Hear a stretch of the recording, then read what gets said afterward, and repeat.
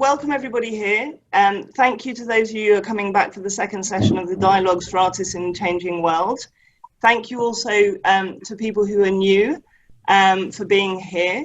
It's wonderful to see so many people from so many different places.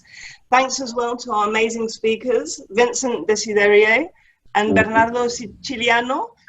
Again, thank you for Vincent and Bernardo for being here tonight. I hope that you're happy for me to just give a very quick introduction of our subject, and then we're going to start the conversation. Right. So the title of the conversation is Where Meaning is Forged in Pictorial Languages, an Embedded Process. Now, painting can be understood as a direct bridge between the agency of the maker and the agency of the viewer, and consequently privileged as an embodied art form that straddles different ages. And this notion of embodiment not only relates to agency, but the sphere of materiality that opens the notion of embedded meaning in a really profound way. Today, we're going to be looking at the idea of the physical aspect of the construction of meaning.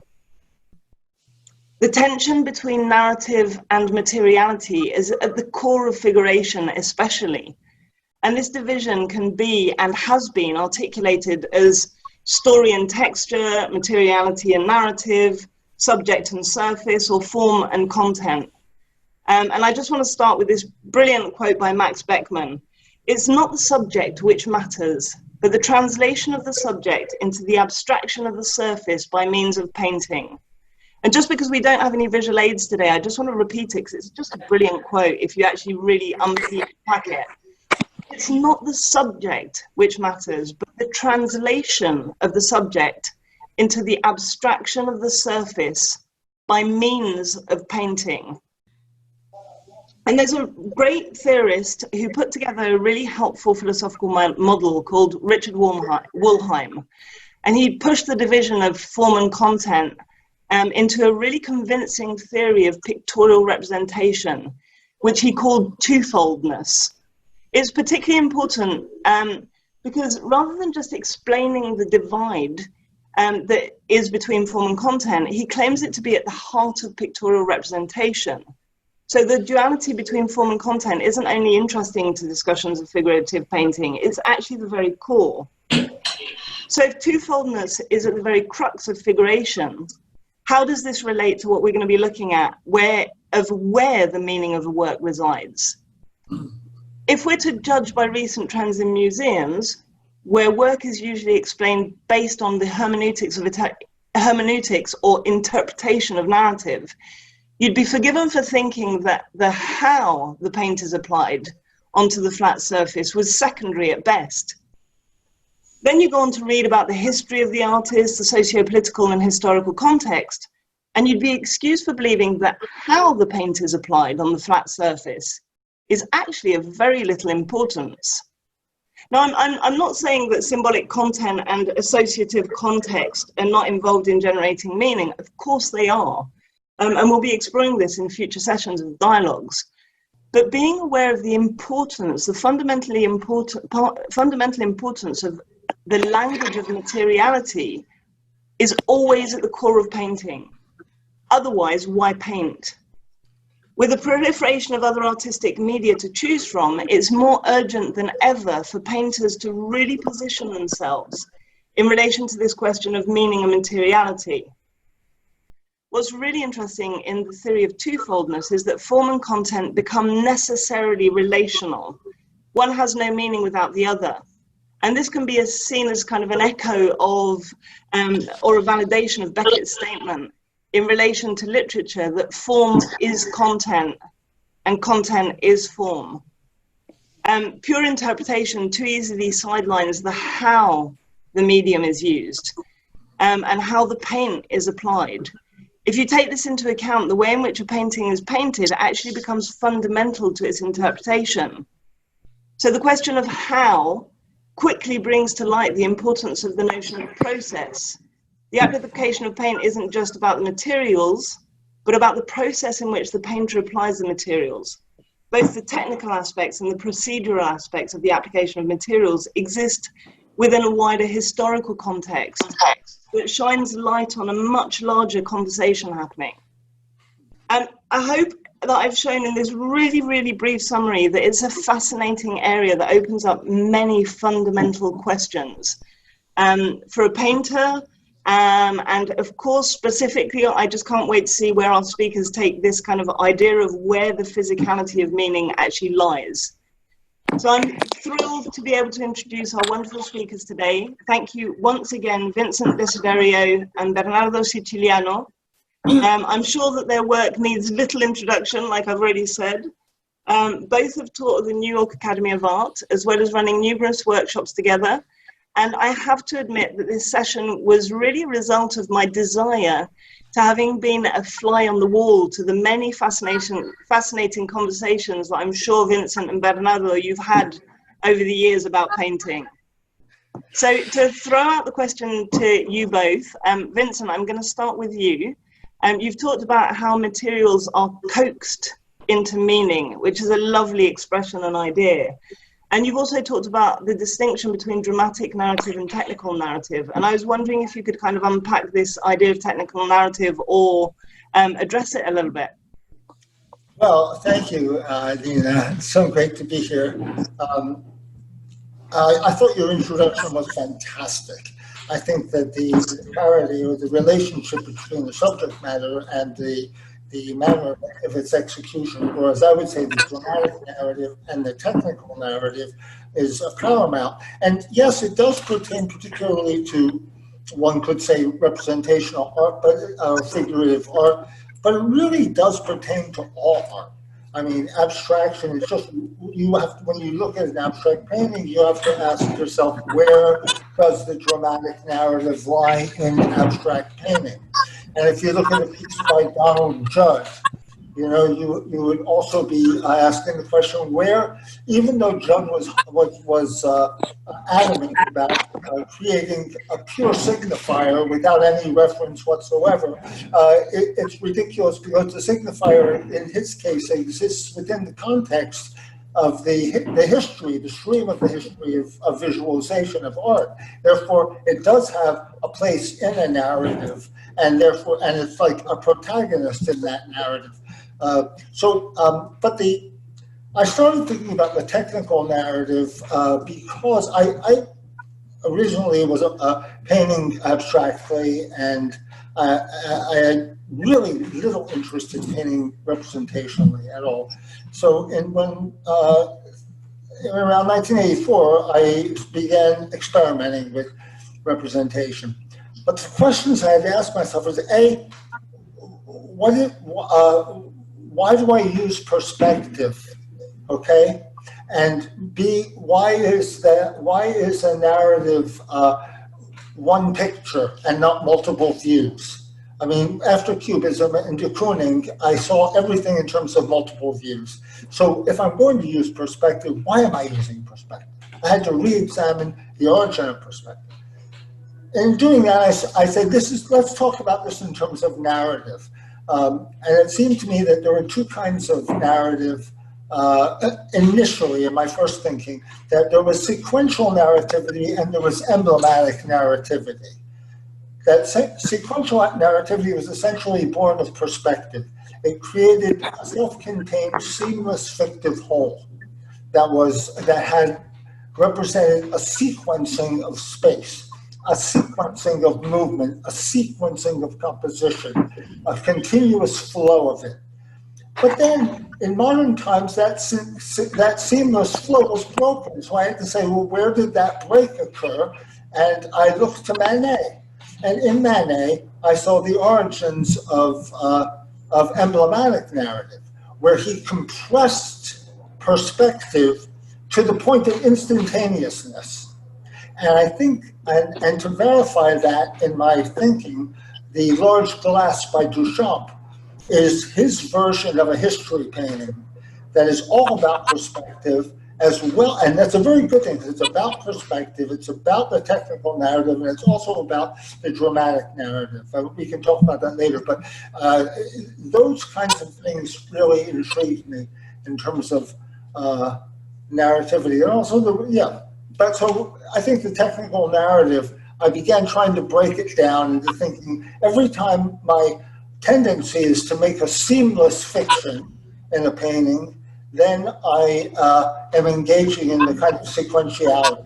Every time I interrupt that with images decoupaged together or put together, I'm engaging to a degree in regard to sequential emblematic narrativity. Does that make sense? Is that in any way clear? So I think this idea of kind of the compression of pictorial space into the emblematic narrative, or narrativity, sorry, is really interesting. Bernardo, when we spoke, and this is the first time that we've met face to face, even though it's not quite in real person, and it's wonderful to have you here. When we spoke, a lot of the idea of kind of the process of work and how the process actually becomes its own logic in a sense came up. And I was really interested to ask you about the idea of how you engage with process within your work, and if it's something that happens as a specific thing to each piece with its own rhythm, or whether the process is something that you apply to all pieces of work, and how you actually engage with that kind of creation of meaning in your work. So first of all, a little to understand each other. I hardly think about the meaning of any painting before trying to understand the way the paint is applied on the surface in general. Every painting, abstract, realistic, from the past, to the present, I'm always kind of looking like X-rays inside of the canvas, more than the superficial image. Even at the academy, but in general, in the art contemporary scene, I hear people always talking about choosing this image instead of the other image because it means something or something else related with the social or political situation of today, for instance. And it's something that I really, it's hard for me to understand. In the sense, the pictorial aspect is the most important thing I care about paintings. I'll put it in a very simple, I'll give you a simple example. Since you have that such nice British accent, I will choose a British painter, Lucian Freud. If I describe a painting of Freud, a woman slightly overweight, lying down on a couch and sleeping, as a subject matter doesn't look so interesting, right? There is nothing that we can think, oh my God, such an amazing idea. Is painting a naked woman sleeping on a couch. Ooh, what's brilliant about? Nothing. But guess what? The painting of Freud became a masterpiece from the way that painting is painted. So the subject matter itself is not going to provide us anything in order to judge that masterpiece. Everything is actually provided by the artist from the way he's able to manipulate the material he's using. A painting is a lie, it's just a flat canvas with a lot of colors, colored with brush strokes on top of it. And the battle is there in the way you actually solve pictorial issues. Nothing else to me is really important. I don't even think about the subject matter when I look at paintings I like. I immediately get sucked by those paintings are resolved in the material and they get alive in front of us thanks to this transaction. So yes, the pictorial aspect, it's for me 100% more important than anything else. On any case, of course, we need to know more when this painter was painting, what was the meaning of that particular image, what was the context, the social context, the political context. Can be, yes, it's interesting and we need to know about it, but basically, what matters the most is the pictorial aspect. You know, if I might say, ask something or pose something, you know, it's almost a given that a picture is really about the way it's painted. I mean, you don't look at a Vermeer and say the subject is, oh, it's so fascinating, a woman's reading a letter, and then look at a Turbuch and say, oh, it's so fascinating, a woman's reading a letter. They're like night and day in terms of what their implied meanings are, the embedded meanings are. I mean, nobody's painting like Vermeer among the little Dutch masters. They're using the camera obscura. They're all using it. His pictures are absolutely different. The question then becomes why.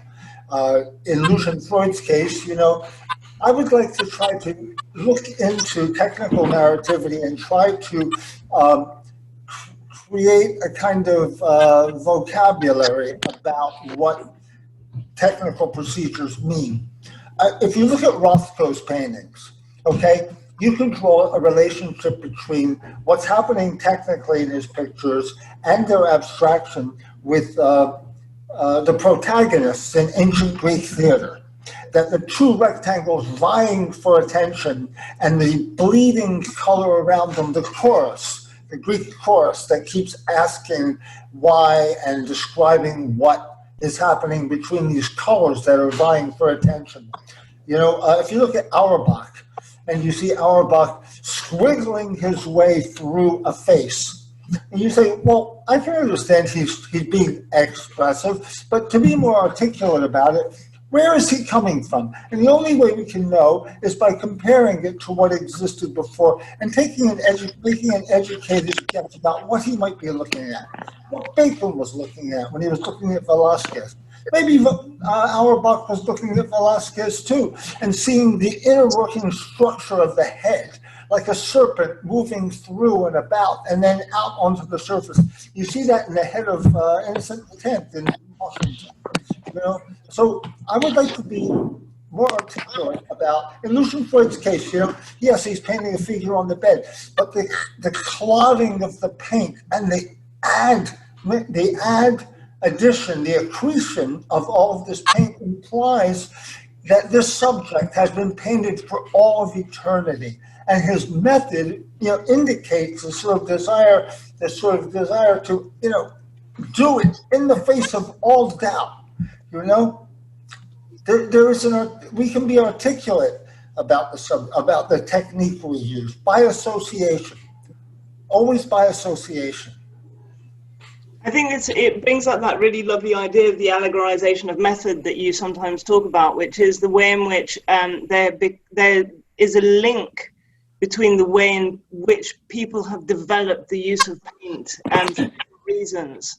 And like you said, that the emblematic narrativity is a very different moment in history to the sequential narrativity. And the moments in history actually have their own kind of way of expressing themselves through the paint. One thing that I'm really interested in is that we're talking almost in a quite formalist way, looking just at the painting. But I'm still quite aware that as soon as you move it out and you have a kind of some form of conversation with history, you're then moving and opening up the idea of meaning making. So there's always some context, like Bernardo said, that you're always, that maybe understanding certain things of the context can actually then feed into reading how that those technical choices have been made. I don't know how you feel about that, Bernardo, about the kind of link between... I mean, sorry to interrupt you. Finish, please. Yeah. No. Go ahead. No, I'm saying it's.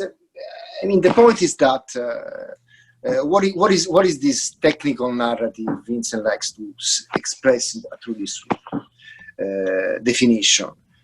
It's basically the history of the language, in my opinion. So the continuity. I believe in continuity. We can break rules. We are welcome to break rules. But always understanding the rules, first of all, deeply. And then we can change them. But we are always in dialogue with them. What I mean by that? The history of paintings, it's long, right? We have so many centuries of so many outstanding paintings. and we need to keep going. But I mean, there is no other way to keep going if not through the study and through understanding the meaning of it, which is done by this develop of the language itself, the way they start paint, the way they change, the way technique and size and etc. and etc. etc. So when Lucien Freud, I go back to that example, when Lucien Freud is painting that woman on that couch, is basically dealing with that subject matter in that moment, but also with many centuries of paintings of women painted before from other painters. He's so aware of what he's doing, and he's so talented that he's able to change the language, to add on the language new qualities, Now, but always in relationship with that. You know, but the question then remains about the relationship between subject matter and the temporality of subject matter with the effect that the painter's technique has. You know, when the painter strives for reality, basically that could be at a certain time abstraction, because the human consciousness is prepared for the abstraction to be the generating reality effect. But today we have subject matter that has never been admitted in its proper in a justifiable way into art. People who have been excluded from the paradigm of Western art, physically, because of race, because of gender, you know. So the reality effect today has to include our social awareness of a society that needs to change. And when a society needs to change, that's when subject matter integrated with the principles of the technical narrativity that we're talking about, that's when the reality effect galvanizes for artists. So there I find the empathic bridge in painting between, you know, the artist, the painting, and the observer. That the painting itself is an empathic bridge, and that the painter is a toll keeper, that it extracts the toll to come over this bridge. Sometimes the toll is expensive, sometimes it's free, but it still has to be a toll paid. And anyway, I think that is really important in regard to the importance of the dramatic narrative or the subject matter in regard to the technical narrative. Yeah, for sure. Of course, we live our. Every painter is living in a contest, right? We live in this contest right now. We are seeing a lot of things going on all over the world, and of course, we get affected from it deeply, and even in choosing what to paint, for sure. So we need to trying to answer, at least to get involved with certain issues, but the bottom line remain the same. So we can integrate new subject matters if that's the case, but that always happened in the past. We always integrate new subject matters in the history of paintings, as long as we are capable to translating with a pictorial aspect and not staying in the illustrative field. So it needs to lift up. Paintings are able to communicate on a different level than simple images, because they are paintings. But let's say that the image itself, or the intention of the dramatic narrative, is embedded in the subject matter, in the technical narrative. Yeah. In other words, when do we start to challenge the principles, challenge the rules, challenge the expectations, because those expectations have omitted certain ideas from actually being expressed. We thought about this when we began thinking about simply about representation versus abstraction. That's already a very old argument now and not very interesting. But the question would be is that there are, what responsibility do we have as painters, especially in these times, to merge our subject with what we know about technique, and how do we grow our technique so that it sort of meets the demands of our subject matter. You know, it's a very complicated thing, but it's all part and parcel of the same idea. So I think this is a really important question as well, and it's that idea of not going back to a modernist kind of ostrich in the sand move of formalism, so that you're not actually closing yourself off to the politicization of work, because the fact is that all work exists politically. And one thing that's really interesting is also one thing that I've looked into, and I think is actually something that's very, very relevant today, is again the idea of orchestration of space. At the moment, we're living through a period which we've named the Anthropocene, that has seen the world is being affected by all of these anthropocentric and anthropogenic forces that are kind of affecting the world quite disastrously. And yet we're still holding on to perspective, which is a fundamentally anthropocentric, individualist orchestration of a worldview in painting. And so a lot of the time questioning the rules or being, and I very much agree with what Bernardo said, that you don't exist in a vacuum. A language cannot exist in a vacuum, otherwise there isn't a language to be spoken, because we have to agree on some principles to be able to understand one another. If I suddenly started speaking a different language, we wouldn't be able to understand one another, because we've got an agreement, a kind of tacit agreement here. And so how much do we open and how do we open?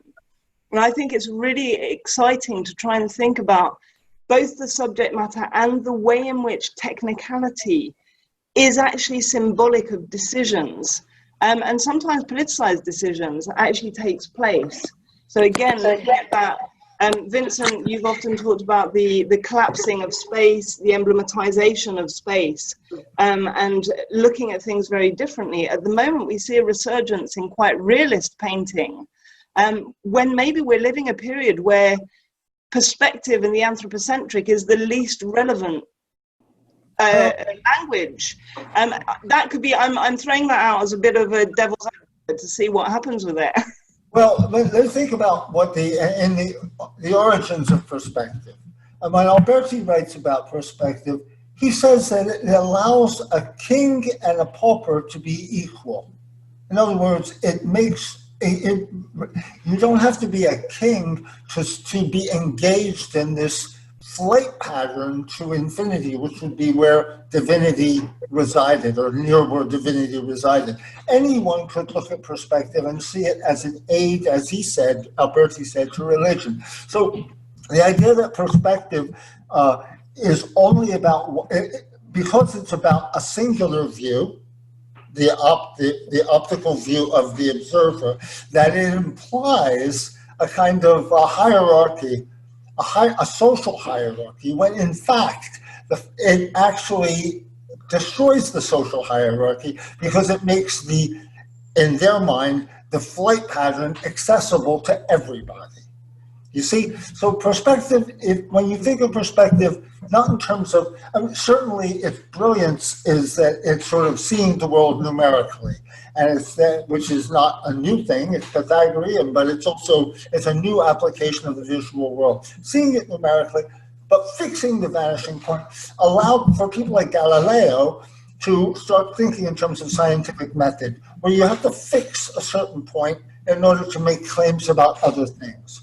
Okay, so yes, that's really true. And it's interesting that Galileo taught perspective at the Florence Academy, which is a very strange thing, I think. But the other thing about perspective that we have to remember is the people who were involved in its creation were all Neoplatonists. And the Neoplatonist agenda for the soul to make its flight back to the ineffable one through this flight pattern of perspective. I can see Brunelleschi sitting there saying, you know, I can make a flight pattern for that soul. You know, the soul, how the soul finds its way through mathematics to the ineffable one and the point of infinity. When you think of it that way, you start thinking about perspective differently. It's no longer really about privileging one person over another person. You know, it may privilege a sighted person over a blind person, but it's certainly not making a hierarchical distinction socially. That's what I would say. Anthropomorphic, yes, it is. That we need to understand things from a fixed point. Yeah, we have to do that, but we can understand many things, contradictory things also from the fixed point. It's just how we can hold two contradictory ideas in our minds at the same time is the question. We can do it. That's not because we don't, that's not destroyed because we see it from one point, you know? We empathize from one point. You know, but if we don't empathize, we will go nowhere, I think. Does that make sense? Yeah, that definitely makes sense. I'm not sure. I think that we still are very much living a mirror. That perspectival view is very much about anthropocentrism.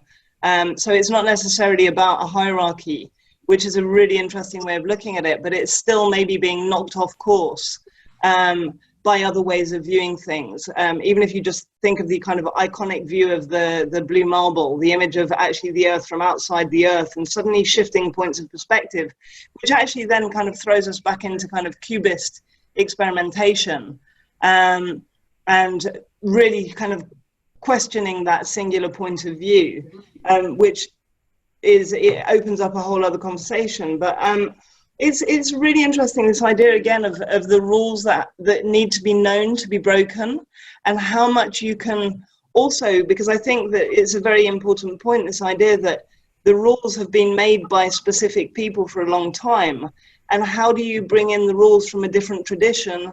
How do you make different languages collide and kind of coalesce and work together and develop, and one shift the other?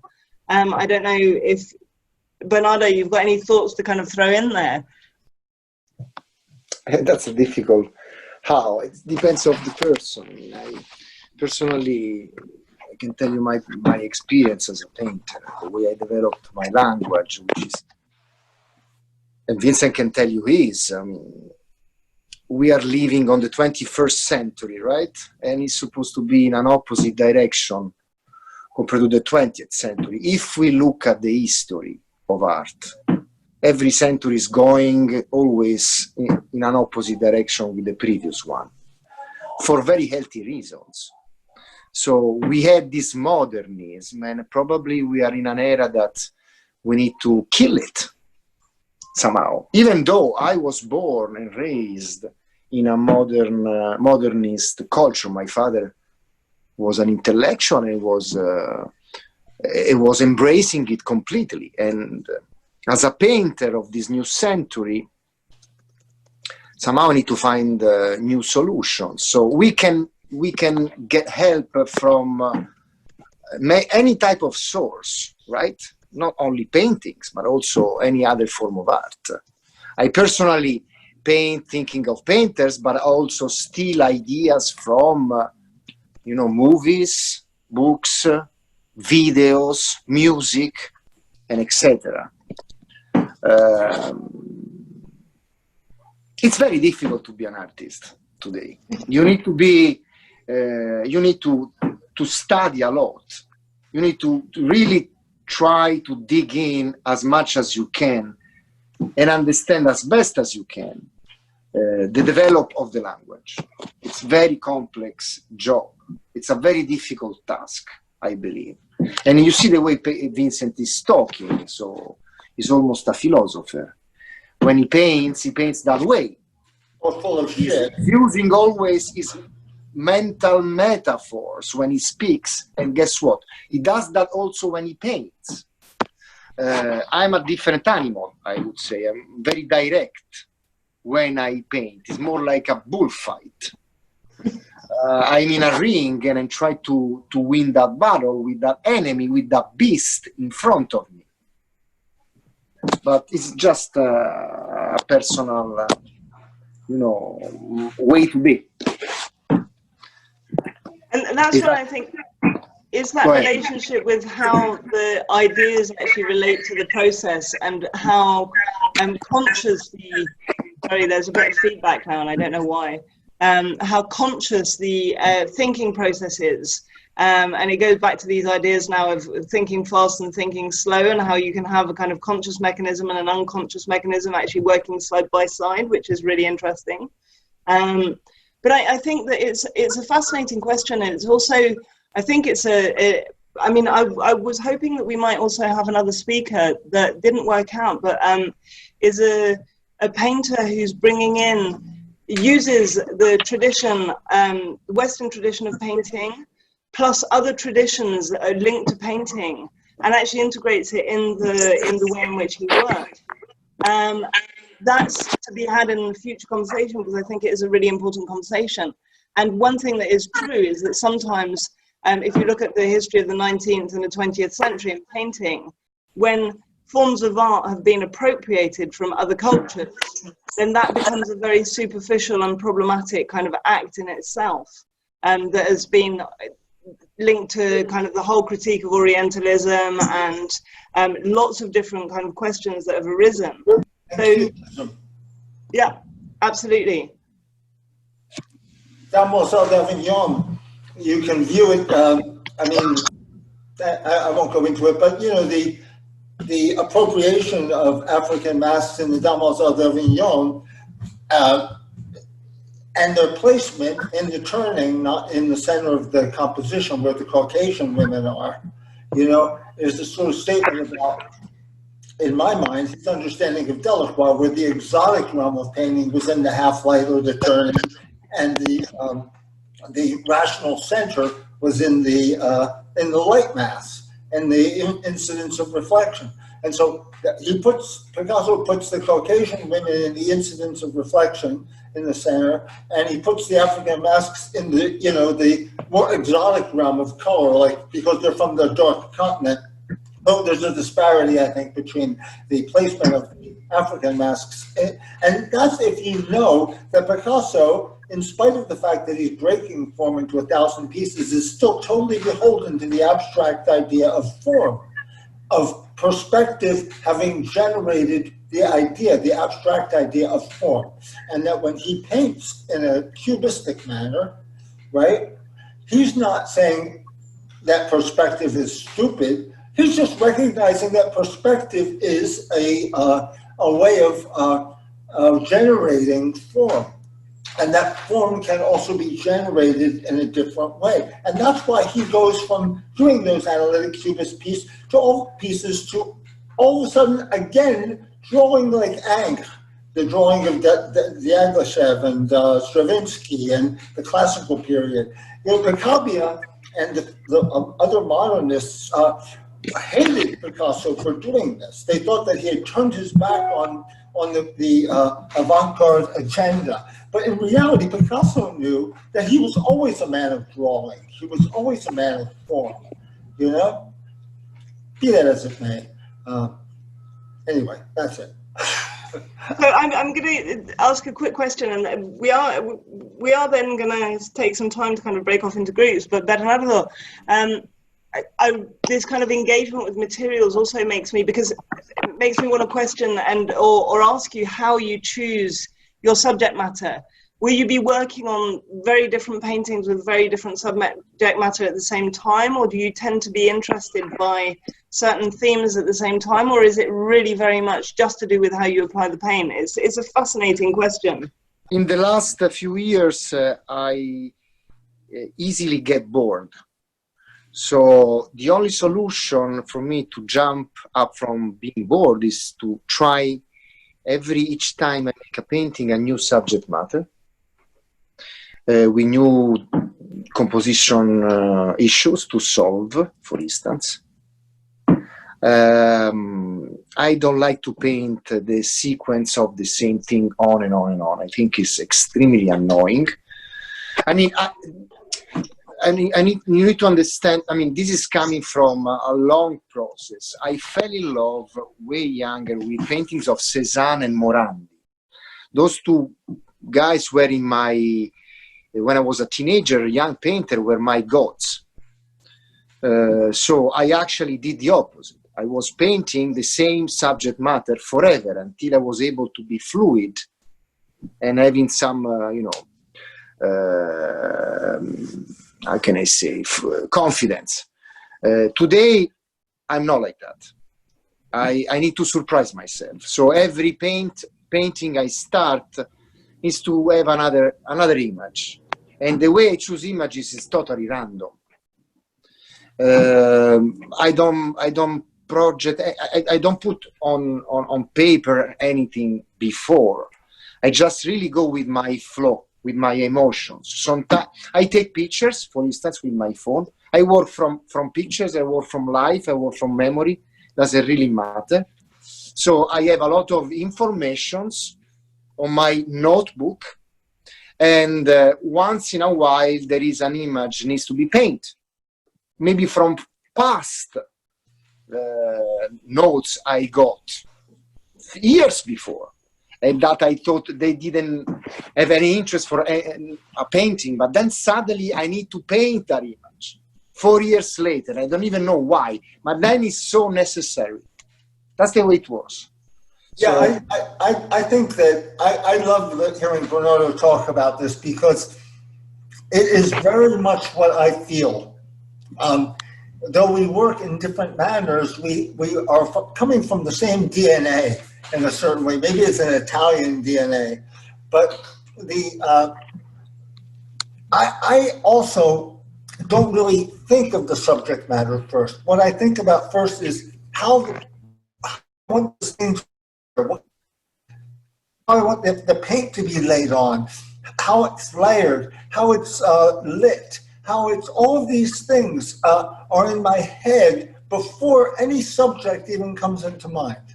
And then the subject starts to fall into being. And in relationship to that, the relationship between thinking about all this stuff and actually painting this stuff, here's how I work, is that all of the intellectual material in my mind is put, in a sense, into a pressure cooker.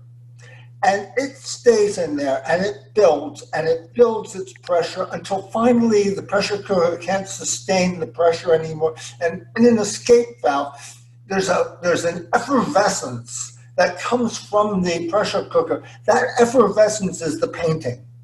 It's not the amalgam of the intellectual activity or investigation. It's actually a byproduct, or a kind of an effect of the compression of that material. So I don't like sit in the studio and think, Lacan would have seen it this way. Maybe I'll paint that. To me, that's theoreticism. That's painting that illustrates theoretical ideas, or even run-of-the-mill social ideas, runs the risk of being a theoreticism, as Elaine Bois says.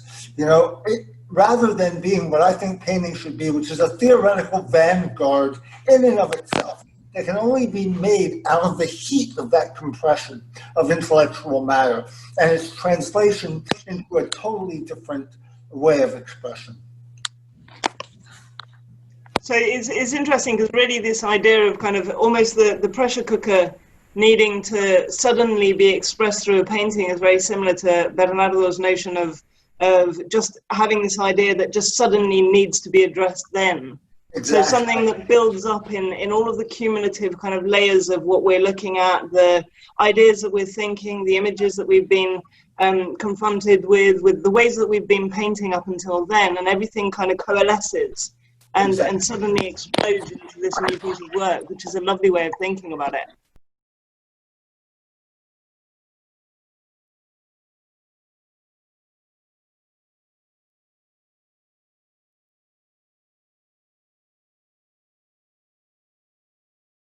I'd like to hear Vincent talk a little bit about working from memory.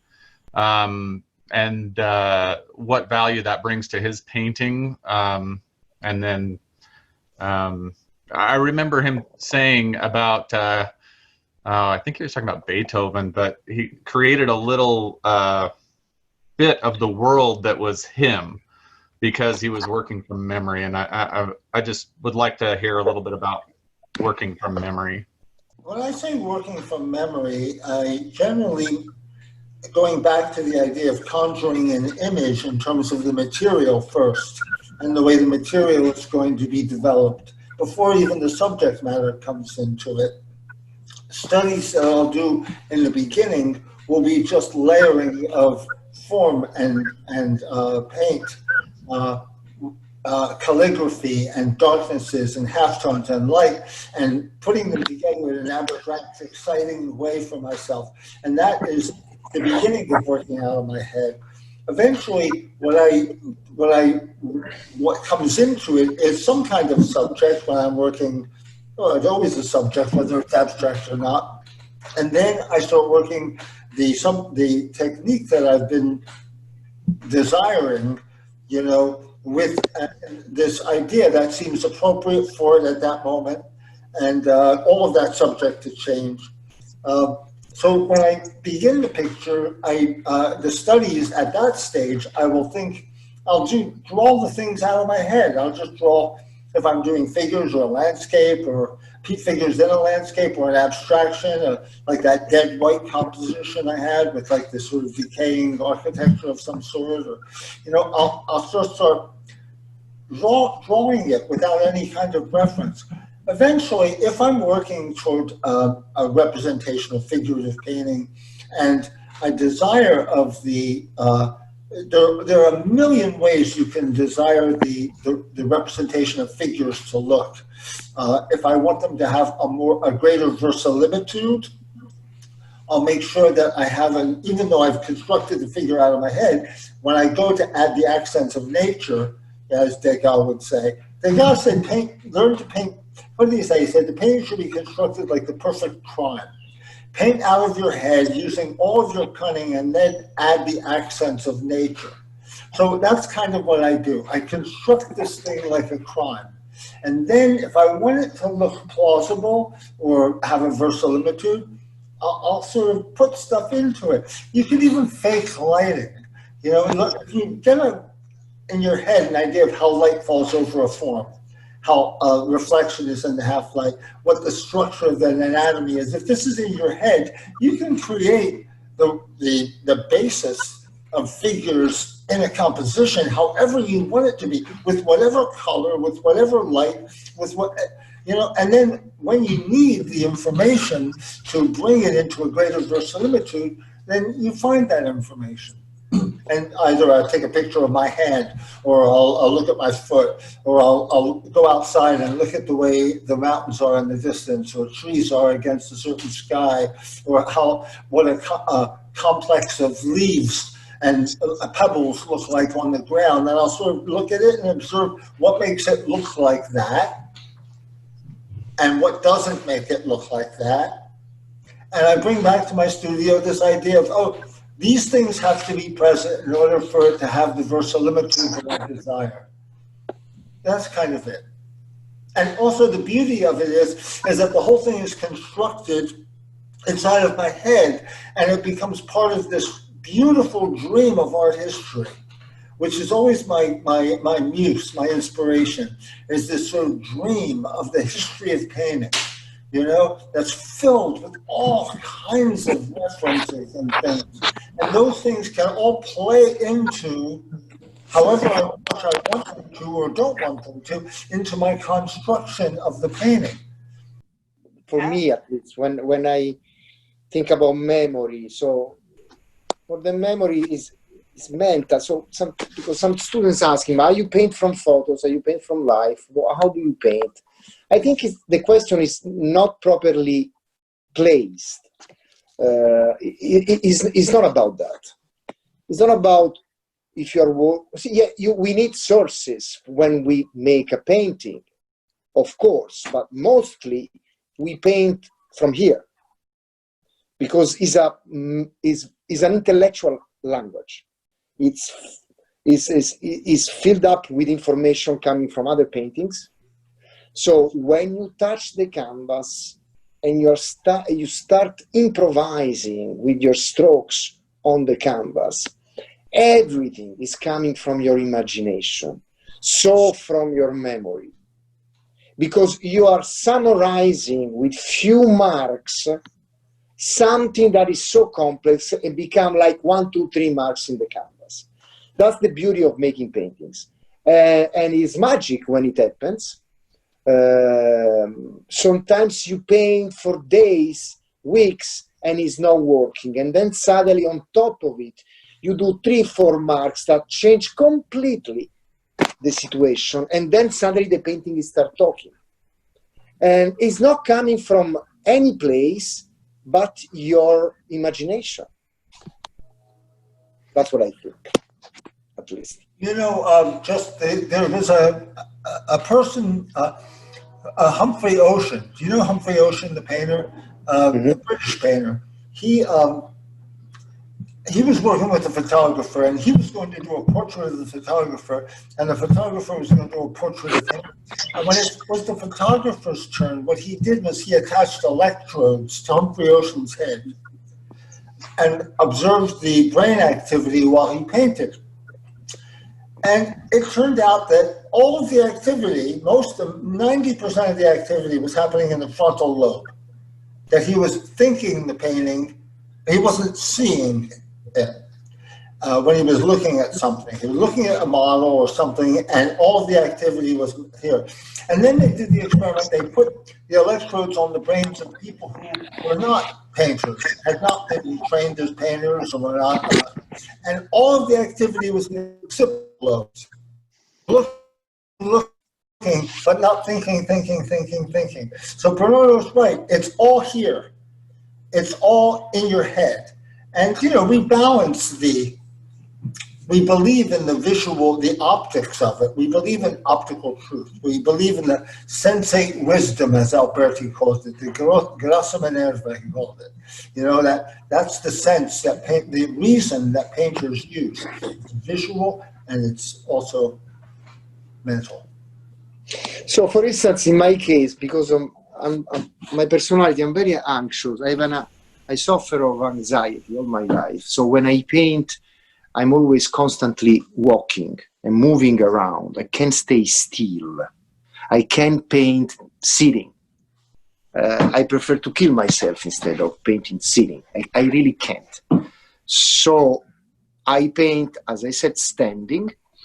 And most of the time I look at the canvas, I'm working on it from a very far distance. I'm lucky to have a big studio.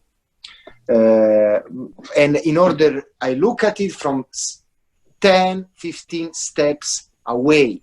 And I look, and I look, and I look. And then finally I go towards the canvas, I touch the canvas, but for a few seconds. And then I go back to the previous position. So the period of time I'm actually walking is way more of the period of time I'm actually painting. And in that moment, I click my brain. I almost don't need to look at it. I'm just going with my instincts on the canvas, because it's the imagination, is my, how do you say, it's my brain working more than anything else. Not observation, not my eyes. It's something more instinctive.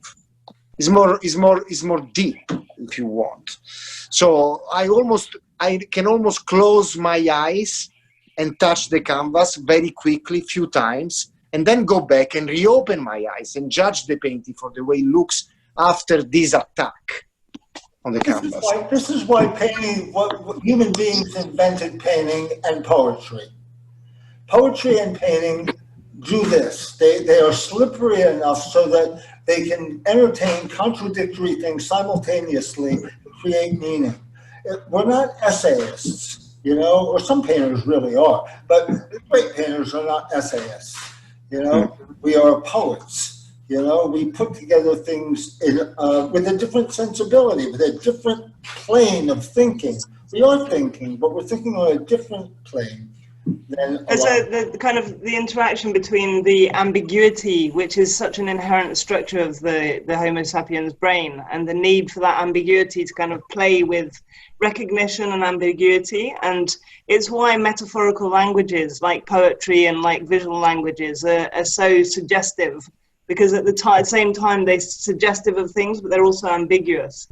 I'm most curious, I want to hear this from both of you, most curious on how Bernardo answers this question, because you describe your process as very physical and very intuitive in terms of the terms, but yet you have also acknowledged like a very strong mental, imaginative engagement, and your work is very psychologically and conceptually impactful. So I'm kind of curious, how do you nurture your intellectual life? Because something is transferring through your instinct. And I'm just curious, how do you do your research? How do you nurture your mind and your imagination before you get into the studio?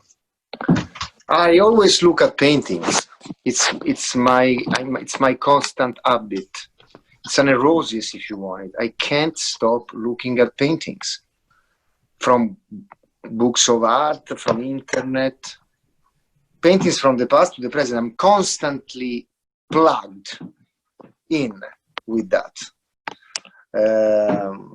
Of course, it's not the only language. I'm reading books, I'm listening music, but I start looking at painting, observing painting when I was really, really, really young. My father was a writer, and he was a compulsive buyer of books and compulsive reader. He collected something like 40,000 books that became, after he died, a public library, and 10,000 books were books of art. So me, as a young teenager, as a reaction, I couldn't read anything, but I was actually looking at the pictures of those books of art. Like I couldn't read comic books. I was looking at the images. So I would say over expand my eye observation. I double my capacity in looking at images. So imagine 10,000 books of art since I was 5-6 years old, of very important painters from any century. That was the way I built up my brain and I record the best paintings, at least for my spirit, and then I spit it out by start making paintings and thinking mostly since I was a teenager. I remember my first small tiny paintings, and I was in the country, and I was painting outside of my window, which was a very simple, country landscape, and I was like, "Ooh, I wish I can paint like Corot." So that's about it. That's the way I always painted. Vincent, do you want to add anything to that, or should I go on to the next question? No, I love it. I mean, Bernardo's father was a very famous Italian intellectual, and best friends with Pasolini, and Bertolucci is Bernardo's godfather. So, I mean, he comes from he comes from La Dolce Vita. From Rome at a time when there was an intellectual imperative, and I just love hearing him. I love him. He's my brother, So I love it. So I think that's. I mean, I look at paintings too. My father was in a way, he was a physician, but he was kind of the opposite. He was not a great intellectual, but he did bring me art books every day. When he returned from work, he would bring me a new art book, and. But he didn't know which end of the hammer to use. For example, I wanted to carve this piece of marble that he found me. And so he went to get me the tools to do it. He bought me chisels and a rubber mallet so that I wouldn't hurt myself. Now, if you try to put a chisel on stone and then hit it with a rubber mallet, it bounces right in your face. My father didn't know when into the hammer to use, but he was incredibly supportive of me and proud of me. And brought me art books every day. All I did from the time I sublimated every sexual urge into art. I was like living in the Renaissance. I was paraphrasing, I was transcribing Frederick Hart's History of Italian Renaissance Art in my 12th grade notebook. And I painted the creation of man from the Sistine Chapel on my garage ceiling. And it was pure sexual sublimation. I couldn't talk to a girl on the phone without freaking out. I just couldn't do it. But boy, I'll tell you, once I was in that garage and I was painting the creation of man, I thought I was Michelangelo. Yeah. Carving marble, painting with acrylics on the ceiling of my garage. Kind of crazy, really, like nerd is a generous way to describe that. I love it. 12-year-old painting the Sistine Chapel on their garage ceiling is wonderful. It's true. And the people who bought the house didn't paint over it, they kept it. That's cool. It looks like shit, but they like it. Bernardo, how do you feel that, like, the ancient frescoes and things from 2,000 years ago fall into this dialogue? I feel that, thank God, we have those frescoes. We need them, so we need them. I mean, everything started exactly a long time ago, and every step of the language is important to study. I personally really like that period of time. I'm really much involved also with Renaissance, which is actually, they rediscovered that period after centuries of apparently coma of the language, right? Everything was kind of dead. You cannot appreciate painters like Masaccio if you don't appreciate statues like Fidia, and etc., and etc., etc. I constantly look at paintings from the past. It's the beginning of the conversation. Yes. The conversation starts with those frescoes. And from that moment, somehow, taste in Western culture gets stained by that approach. We are still dealing in beauty through that lens. What is our responsibility as painters during this time? This is a remarkable time. Why we paint? What's the reason why paintings are important for us? For me, is most of it because paintings to connect people. Beauty is not just an aesthetical thing. Beauty is actually way deeper than that. Through beauty, we have a big shock as human beings, looking at something beautiful, and that shock allowed us to think deeper about a lot of things. So the capacity of a piece of art is able, at least I think, that's what I think, to connect human beings to each other. So in a moment like this one, like pandemic, coronavirus, etc., it seems like we are very isolated. The future is uncertain, etc., etc.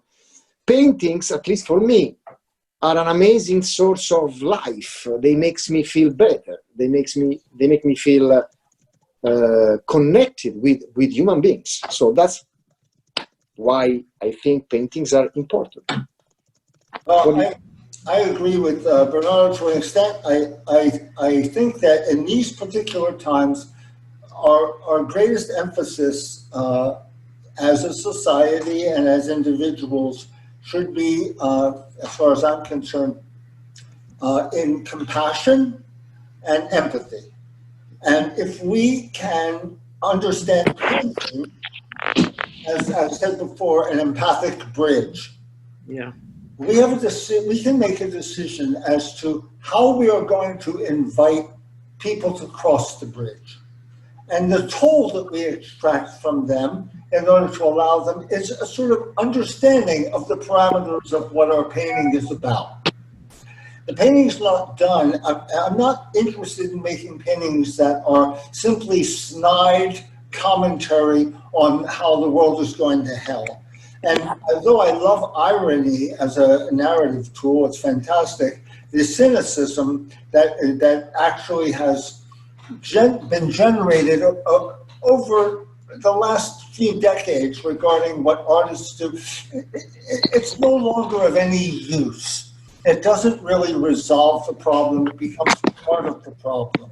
So I'm not saying to make paintings that are so beautiful and nice and happy that everyone feels happy. That's not at all what I'm saying. I'm saying you make intelligent pictures that are moving, that touch upon a certain nerve, which is the reality effect, and then invite people that way, because of the cunning of the artist, to enter into the dialogue with the picture as in an empathic relationship, and to allow their mirror neurons to sort of see themselves in the picture, and therefore to create, a greater sense that we're all brothers and sisters. I can't help but think that that's the only way we're going to see the world, is to see each other as ourselves, to see each other as brothers and sisters. My question is about self-confidence. Have you ever felt insecure when you imagine something that you want to paint, that you're unsure about how to paint it, and you would maybe compromise what you would do in a way that you felt secure to paint it? Or do you deal with, do you avoid the insecurity and you always have confidence in reproducing what your ideas, for both of you? If I have to do something in the painting, I learn to do it, no matter what. And I say to myself, what kind of painter am I if I'm shying away from this thing because I think I can't do it? I will not accept that I cannot figure it out. And not just me, but I think anyone can figure it out. But you gotta, if it's what you need in the painting, a complicated relationship between hands, or something, a bizarre lighting that you need to capture, or a kind of dance between abstraction and representation that is so, fine, and it's sort of dissimilarity that it's very difficult to get. You have to get it. You have to try to get it. The only way is to keep trying, and eventually something good is going to happen. Maybe that particular painting you are working on, it is going to the trash. That can happen. We can destroy sometimes, even though I don't believe in destroying, but in keeping on the side. It's always good for me, in my experience, to go through difficult moments when you really don't know what to do. And you feel like you are desperate, dry, not inspired. All those negative things you can apply, they're actually good sign. It means you need to jump and take some risks, and eventually it's going to be payback. So don't worry. Also, feel afraid. It's okay as long as you keep working. I saw that you did a self-portrait recently, and I hadn't seen too many of those from you, maybe. As you're aware, I've done some self-portraits. I was wondering if you had any thoughts about those you would want to share, although it does, for me, feel a little self-indulgent at times. But I did two recently. The first one I did was a double self-portrait. I don't know if that's what you're referring to, where I'm sitting in a chair like Manet's Dead Christ with the scar from a mastectomy because I had breast cancer. And so that's visible about where the wound in Christ is in the Manet painting. And I'm then behind myself, holding my head up like I'm comforting myself. That was one. And the other one was way over there. It's of me with a scary light one like this. Yeah, the bathrobe. In the bathrobe, yeah. Like, walking in my sleep or something. I never painted self. I mean, I don't paint self-portraits at all. Not because I think there's anything wrong with it. It's just that my face was not an interesting subject for me. Hi. Well, first of all, thank you for doing this. This is amazing. It's so interesting, and it's a breath of fresh air in a moment like this. In terms of finishing a piece, what is it what is the psychological relief? How do you know that the piece is finished when you're fighting against the materials for a month and you can't get the effect that you want and you finally get it? How do you know that it's done? What is it that tells you that your painting is finished? In general, for me to finish a painting, finishing a painting is the most difficult part of the process. So that's why I postpone the end of a painting as much as I can. I keep working on new paintings. I put on the side the one is supposed to be finished. And, it's really finished in my case when I really don't know what to do to make it better. And I feel okay with the way it is. Hoping that the next one is going to be better than that one. So I'm never completely satisfied, but of course there is a moment, there is nothing I can do about it. It's the painting is done. But again, in order for me to make that decision, I need to start or work on other paintings and then go back to it with a fresh eye. It's really the most delicate moment when you say, you know what, that's it. And it takes a while. I'm a slow painter. Sometimes it takes years in order to make that decision. Vincent, what do you think? I always say that the painting's finished when it's essentially the same thing, when I've gotten everything out of it that I need to get out of it. So that I am concerned with the finished product to some extent, but mostly I'm concerned that I got what I needed to get out of it. I learned what I needed to learn. I had moments of enlightenment during the process of doing it that I feel confident, and that there's no more that I can take from it. And then when it's done, oddly, they become like corpses to me.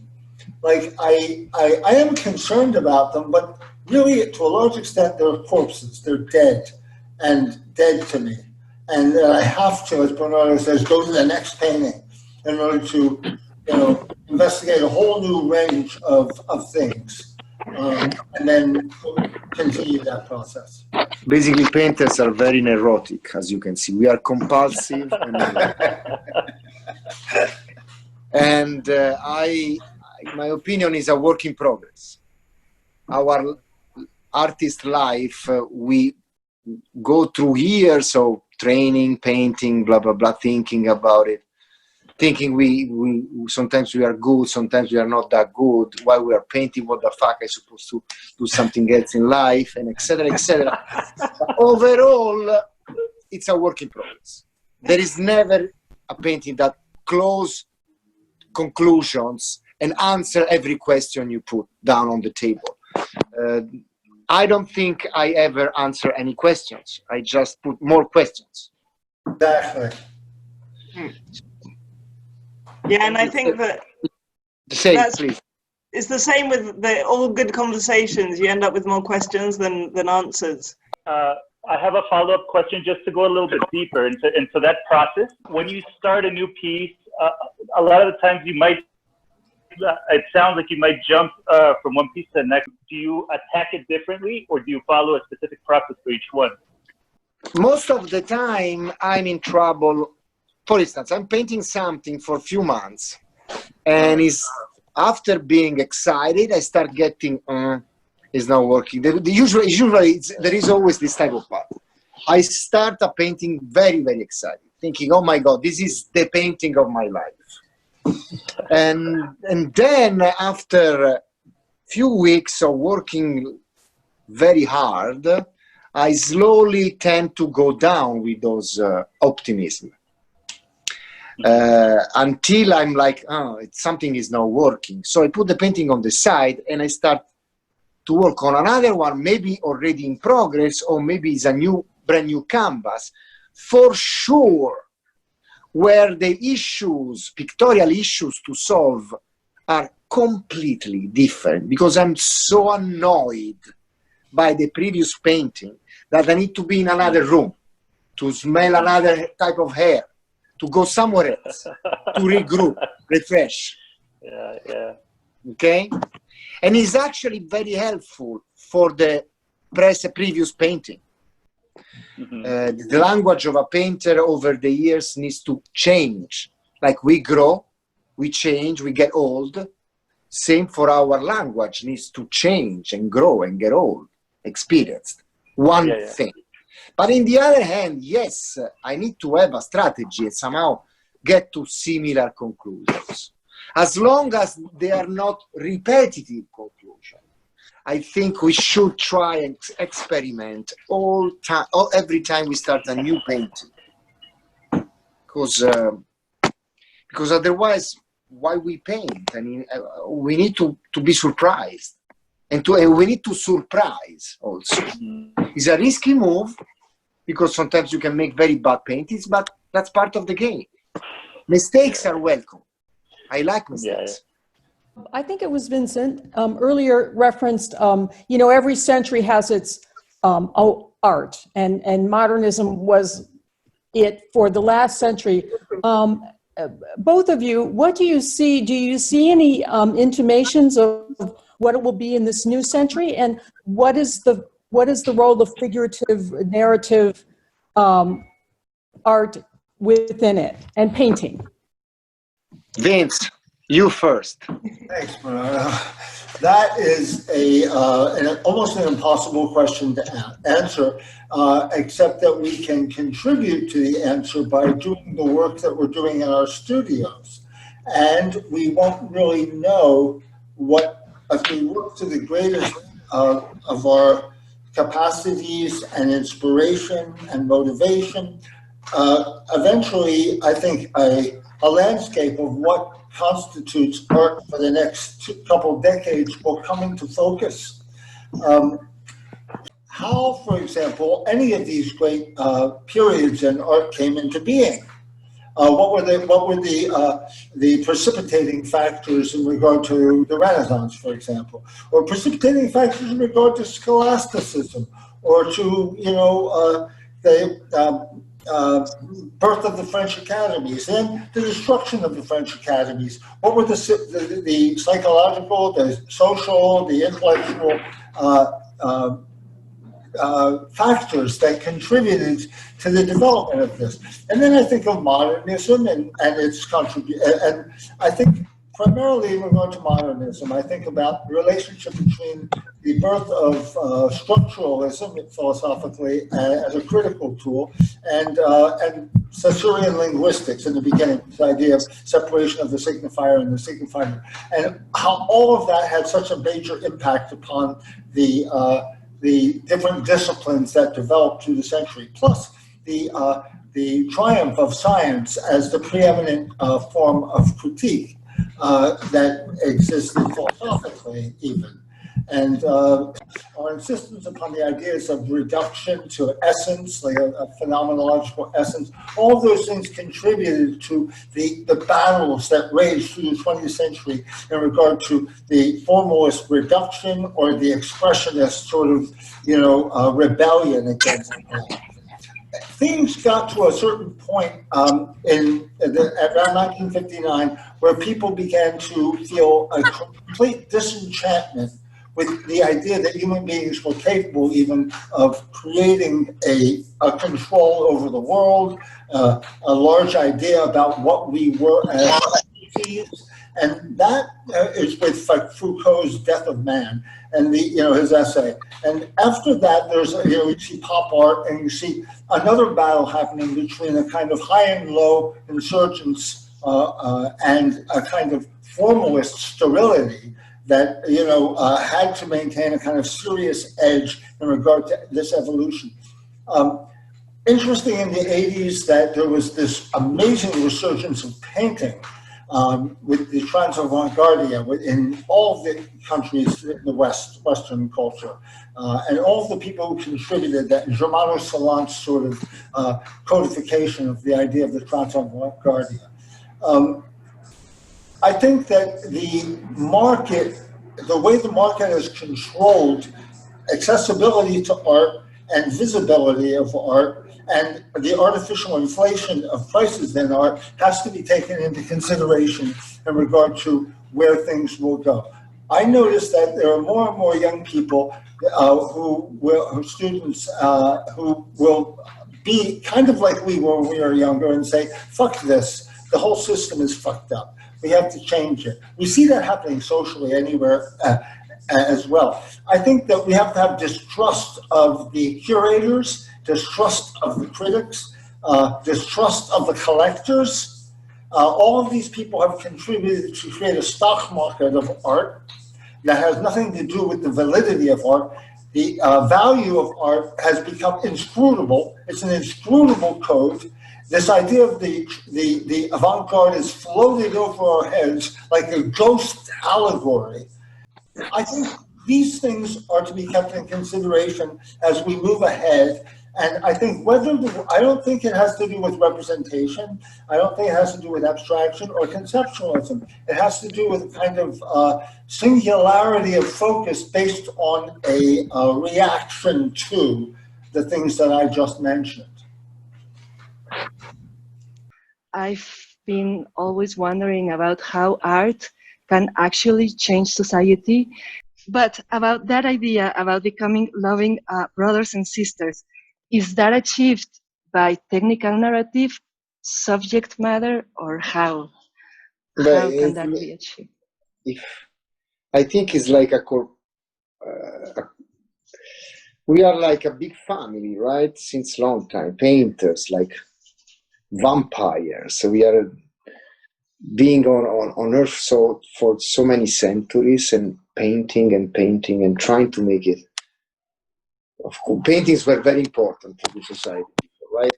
Imagine the Renaissance when they were painting an altar piece that was shown in Florence. Everybody was watching it, like everybody. Imagine, no TV, no iPad, no cell phones, just paintings and frescoes. That's the only source of images. So was extremely important. Of course, today is different. We have other reasons why we paint, but it's still, I believe, deep down, one of the most important tools to understand the society and the way, that period of time, people smile. Art is strong for that. Can give you a key to understand really how human beings can change over the centuries. Well, look at the portrait by Bronzino. You really see somebody from that period of time is like frozen. You really feel that guy. Yeah, but the problem with today is that we have to acknowledge that, a lot of people will say in regard to the racial issues, that they'll say, oh, I'm colorblind. I don't see the difference between people. We are all brothers, that kind of thing. But that's a mistake, because a white person might be colorblind, might not believe that there's a difference, but a black person certainly knows that there's a color distinction, because they're sorted out and they are abused and they are treated differently. So there's a totally different cultures in America, at least, that have evolved between the black culture and the white culture. Now, as an artist, I think that recognizing, first of all, that, though I want us all to be brothers, that I realize we're dealing with two different cultures here, and that we need to kind of form some kind of bridge between the cultures. But they remain, distinct. Now, our job as painters, in a sense, could be to create narratives, to create technical experiences with materials that can embrace something of both, something of the other. If we don't do that, then we're simply speaking to our own Western selves, you know? Painting can change the world, but it changes the world like butterfly wings do in chaos theory. I'm going to add something here.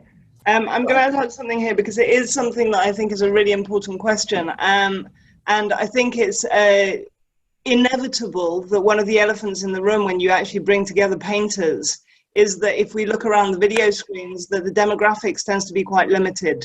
And that's something that I would like to address, and I am addressing, and it's not something that I'm not aware of. The only thing is that I don't want to address it in a way that is opportunistic and just about doing something short term. For me, it's very important that those changes happen and they are sustainable and they are long term. I think the demographics are important to consider. I think that when we speak about representational painting, first of all, we're talking basically to an audience that has been traditionally a white audience. I want to thank you both for being here, and I also want to thank everybody who's here. The idea of the dialogues is to keep this conversation going and to actually slowly and gradually affect change. And I think sometimes the demographic of painters is a limited demographic. It can be both related to gender, to race, to many other issues. And it's something that I do want to actively address. So also what I want to do is ask those of you who are here to kind of send feedback. Let me know what you like the most about the sessions, speakers that you would like to see invited, maybe emerging artists as well. It's really wonderful to actually open the discussion to artists who are maybe less known but have an emerging voice. And so I'm really open to making these dialogues kind of ever wider and bring in different voices. So please, I'd like you to feel yourselves as a kind of active participants in this conversation. So on that note, I just want to kind of say thank you again. I didn't actually say I'm Elina Cerla. I'm a painter. I'm also really interested in the theory of painting. It's been exciting to have Vincent and Bernardo here talking about so many different ideas and about having so many different painters in the room and other people who are passionate about painting or maybe from other sectors. These dialogues are going to be happening on the 1st of every month. So please keep it in your diary and come and join us to discuss lots of different subjects. Well, we'll talk again, okay? I'm looking forward to future conversations with you, Elina. You're one of the smartest people I know.